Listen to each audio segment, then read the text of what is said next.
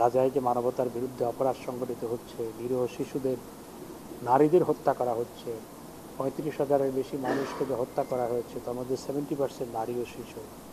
এটি আসলে মেনে নেওয়া যায় না।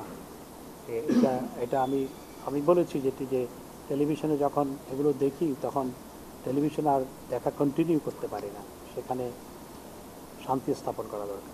রোহিঙ্গা জনগোষ্ঠীকে যারা বাংলাদেশে আশ্রয় নিয়েছে, আমরা আশ্রয় দিয়েছি, আমাদের প্রধানমন্ত্রী আশ্রয় দিয়েছে, তাদেরকে যে হেল্প করছে সেজন্য তাকে ধন্যবাদ জানিয়েছি। এবং ইউএস হচ্ছে বাংলাদেশের পরে সবচেয়ে বড় কন্ট্রিবিউটর এই রোহিঙ্গাদের হেল্প করার ক্ষেত্রে। বাংলাদেশের পরে ইউএস কন্ট্রিবিউশনেই সবচেয়ে হায়েস্ট, এবং সেখানে যাতে অন্যান্য দেশগুলো আরও সহায়তা করে সে নিয়ে আমরা আলোচনা করেছি। এবং একই সাথে গাজায় শান্তি স্থাপন করার বিষয়টিও আমরা আলোচনা করেছি। তিনি বলেছেন ইউএস অত্যন্ত টায়ারলেসলি তারা কাজ করছেন যে যাতে গাজায় যুদ্ধবিরতি কার্যকর হয়। এবং তিনি আমাকে যেটুকু বলেছেন আমরা আশাবাদী।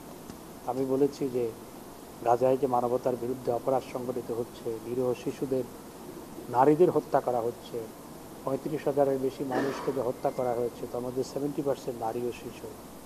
এটি আসলে মেনে নেওয়া যায় না। এটা এটা আমি বলেছি যেটি যে টেলিভিশনে যখন এগুলো দেখি তখন টেলিভিশন আর দেখা কন্টিনিউ করতে পারি না।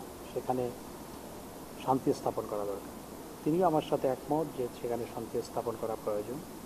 এবং তিনি যেটি জানিয়েছেন, secretary of state mister Blinken, তিনি গাজায় যুদ্ধবিরতি কার্যকর করার জন্য তিনি টায়ারলেসলি কাজ করছেন।